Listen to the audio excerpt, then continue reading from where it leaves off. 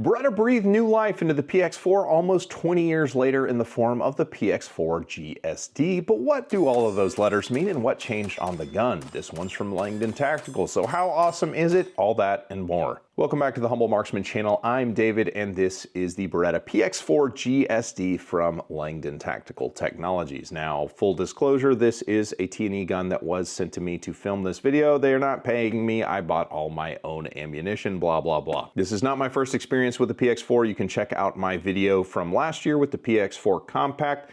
Very impressed with that gun. It continues to be my carry gun. It was one of the most significant guns of the year that I shot last year and showed up in my year-end video as well. I'm a big fan of the rotating barrel action, and this is the new hotness from Beretta that has the barrel that rotates. First, a word to the dads in the audience. You guys have the most important job in the world, and 2024 is going to be your year, so step up and dad harder than you have ever dadded before. And to support you in that effort, what's the difference between Las Vegas and Wuhan?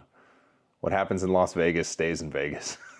That's a horrible joke. It's absolutely terrible. You shouldn't laugh at it, but somebody told it to me and I chuckled, so there you go. So the PX4 G-SD, to decode Beretta speak because I'm fancy and watch Formula One and say Grand Prix like a European. The G means that it's decocker only. You can see the hammer's back and you swipe it and the hammer goes forward there. It doesn't act as a safety or anything like that. It is a slide ride decocker, but it is the carry decockers that just have a little bit of a wing at the end. They're a little more prominent than the stealth decockers that are on my carry compact, but I think I prefer this profile better. The SD stands for Super Duty, and what makes this gun Super Duty is the fact that it uses a 40 caliber barrel. It is a bull barrel effectively. The outer diameter of the barrel is the same as the 40 caliber, and it's just bored down to a 9mm cartridge, which means that the barrel is heavier than the old version of the PX4. Now that barrel is only a ½ an ounce heavier, and you're thinking to yourself, that's not that much weight. How much difference can it make? Well, you remember that this is a rotating barrel, right? So the barrel that is rotating has more mass, which means the energy required to rotate it has gone up a little bit. What that means to shooting the pistol is that the gun doesn't recoil or lift as much. On the overall weight of the gun, it's only adding about an ounce total. This is about a 29-ounce gun. The old guns were about a 28-ounce gun. So it's not a ton of weight different as far as overall weight is concerned. So it's still a really good, duty carry style gun. But through adding the weight in the barrel as they've done, it does make the gun more pleasant to shoot. And Ernest Langdon actually contributed to the design of that and trying to get more traction on the PX4 platform in the United States. Langdon was involved in getting Beretta to make the gun that he ultimately wanted, since this has been on his radar for forever. Now, if you were to buy this not from Langdon Tactical, what comes out of the box would just be an iron sight only gun. The trigger would have a curved trigger and all that kind of stuff. It's a very nice shooting gun. The traction on the side of the gun is not great, which is why the Langdon Tactical version comes with these rubberized grips that you can apply after you get the backstrap you want in it. I think that this probably is as close to a true do-all gun as anybody is actually making. It's big enough for home defense, it's small enough for carry, the way that it shoots is like a much bigger and heavier gun. We'll get into that more later, but first, I need to tell you about the video's sponsor, which is Gun Mag Warehouse. Now, I can't tell you to go to Gun Mag Warehouse's website and see for yourself because that would be against social media policies. So don't do it. Don't do that. You want to be a good boy and stay within the policies of social media. And they don't have any of the stuff that a modern man requires in 2024. I looked for cricket protein. They don't have any. If you want cricket protein, you can't buy it at Gun Mag Warehouse. Meat substitutes and Impossible Burgers? No, they don't have any of that stuff. I don't know what you're gonna do.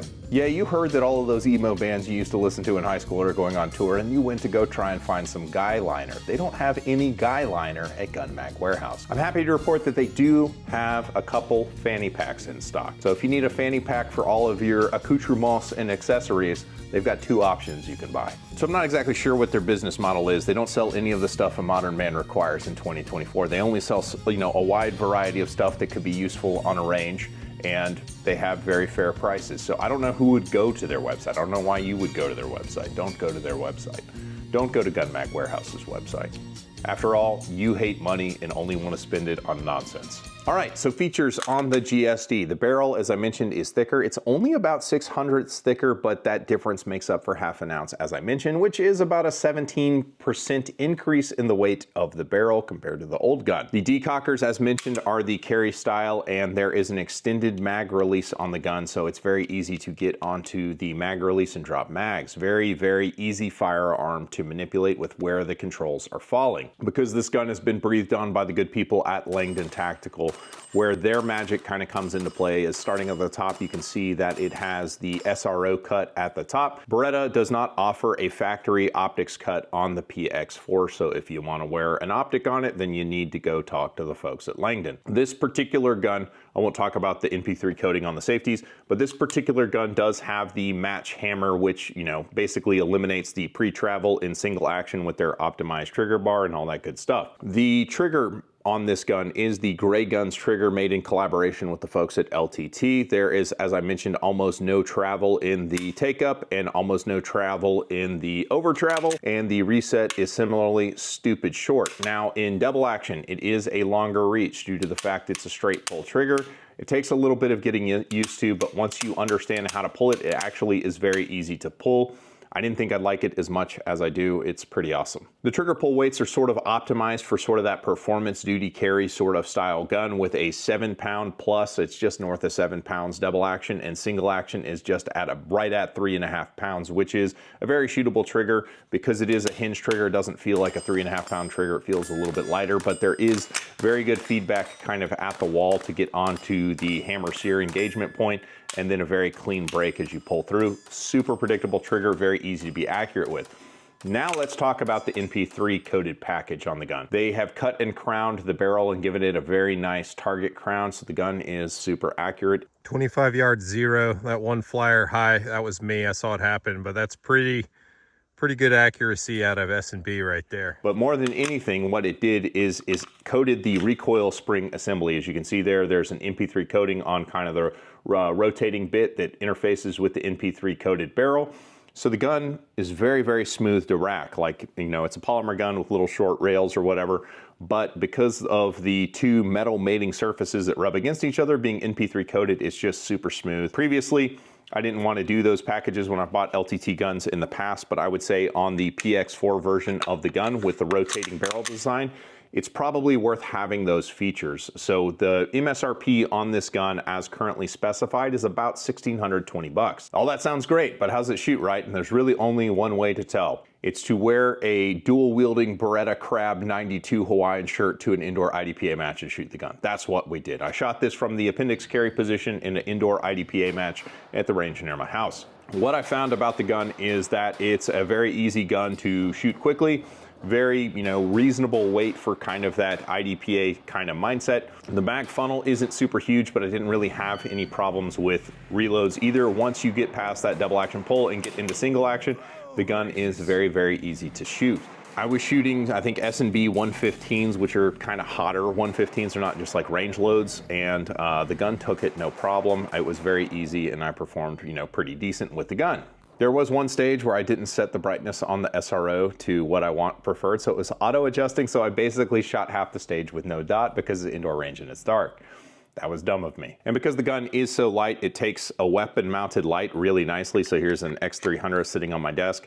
So, you know, the balance of the gun with the weapon mounted light on it is actually quite good. It's a little bit muzzle heavy, but it would be balanced out if I had a mag in the gun. Now, it wouldn't be a video unless there were negatives, and there are, you know, I guess some negatives about this pistol, but Langdon Tactical kind of addresses them. The single biggest gripe about the pistol is the fact that the bare gun doesn't have any texture on the side of it, and if you know how to shoot a pistol very well at a high level, you'll know the importance of getting your support hand to find traction on the pistol. Traction, specifically in this area of the pistol, is hugely important.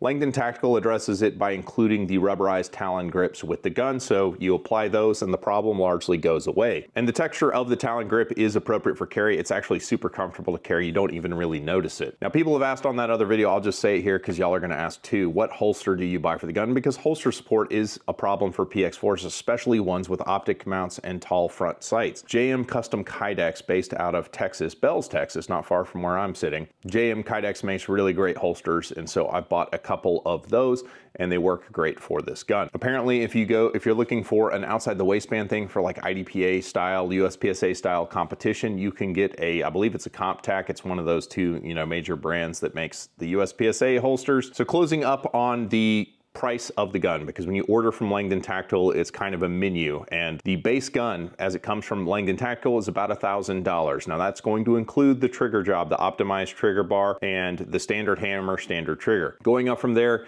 the optic cut is about a $200 feature. If you consider that you're getting backup iron sights with it, it's downright reasonable. The match hammer that you see on the gun is about a $50 option, and the Gray Guns trigger is about a $75 option. The NP3 coating package and the cut and crown of the barrel is the most expensive feature on the gun, and that is about a $300 option. So there is the Beretta PX4. A lot of people ask like, hey, I want a gun that'll do absolutely everything or whatever. I want a concealed carry gun and a home defense gun and a competition gun all in one, and this is as close to that mark as I've been able to encounter. It shoots like a heavier gun if you're shooting on the same target. The trigger is refined like a target gun. It's light enough weight where you can throw a light on it and it will perform nicely. It balances well still. It is a big concealed carry gun. The grip does stick out more than my compact version of the same pistol, and this optic is terrible for concealed carry because it pokes out over the belt line if you carry appendix, but you could do it if you had a better optic selection. So yeah, it's an expensive pistol, but it truly is a very utilitarian pistol and probably the finest hammer-fired pistol that's got a polymer frame going. So you might want to check out this video on the PX4 compact that I did last year. I appreciate you guys.